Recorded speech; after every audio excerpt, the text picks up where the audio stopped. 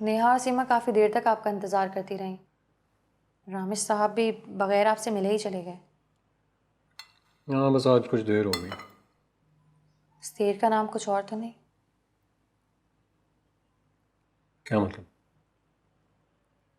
मतलब कि कोई नाम, सादिया, फारिया या जवेरिया?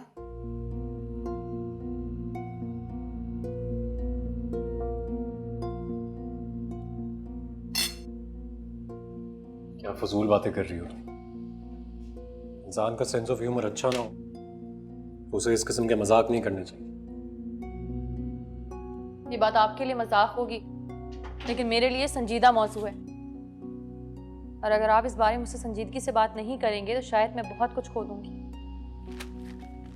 क्या मतलब है इस बात का? क्या खो देने का डर है तुम्हें? हमारा रिश्ता, मेरा यकीन। क्या फजूल बातें कर रही हो तुम? ये कौन ब्रेन वॉश करके गया तुम्हारा? किसकी जुबान बोल रही हो तुम ये? वो जो कोई भी है उसने हमेशा हमारे साथ भला ही किया है, हमेशा हमारे साथ नेकी और अच्छाई ही की है। हम लोग उसके मखरूज हैं। अगर किसी ने वक्ती नेकी कर दी है ना तो उसको ये राइट नहीं मिलता कि वो हमारी लाइफ में इंटरफेयर करे।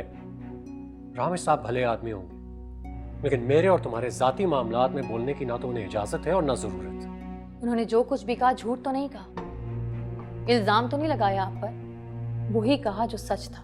और मैं झूठ बोल रहा हूं तुमसे? मैं बेवफाई कर रहा हूं तुम्हारे साथ?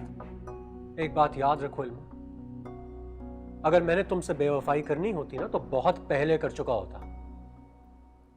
मेरे साथ नहीं तो किसी और के साथ कर रहे होंगे। हम दोनों में से किसी एक के साथ ही वफा निभा सकते हैं ना आप। तुम मुझ पर शक कर रही हो? क्या मुझे नहीं करना चाहिए? सब कुछ देखते सुनते जानते बूझते क्या मुझे शक व शुबहात का शिकार नहीं होना चाहिए? क्या मैंने कभी तुम पर शक किया है? तुमसे कोई इन्वेस्टिगेशन की है? कोई जवाब मांगा है? किस बात का जवाब? आरिफ ने जो इल्जामात तुम पर लगाए उनमें कितनी सदाकत है? माजी में तुम दोनों का क्या ताल्लुक था? और इन करम नवाजियों की क्या वजह है? सर बाप, क्यों, बहुत बुरा लग रहा है ना तुम? मुझ पर और जवेरिया पर तो बड़े आराम से शक कर दिया। क्या मैं तुम पर और रामेश पर शक नहीं कर सकता? एक बात याद रखना तुम मेरी, कीचड़ पर पत्थर मारने से पहले अपने दामन को देखना चाहिए।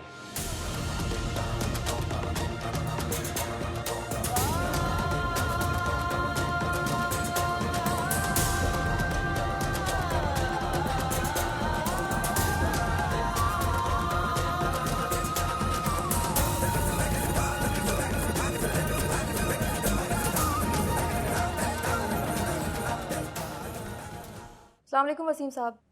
जी, रानिया आरिफ बात कर रही हूँ। एक्चुअली पिछले 2 दिन से साबिर साहब का नंबर ट्राई कर रही हूँ, लग नहीं रहा। सोचा आपसे इन्फॉर्मेशन ले लूँ। ये क्या कह रहे हैं आप वसीम साहब? ये कोई छोटी मोटी बात नहीं है। हम जैसे कितने लोगों के करोड़ों रुपए लगे हुए इस प्रोजेक्ट पर।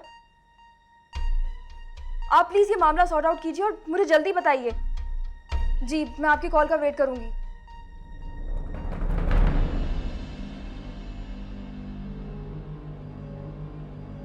मैडम, चाय के मुतालिक क्या ख्याल है आपका? गर्मा गर्म चाय मिल जाए तो दुआएं दूंगा मैं आपको।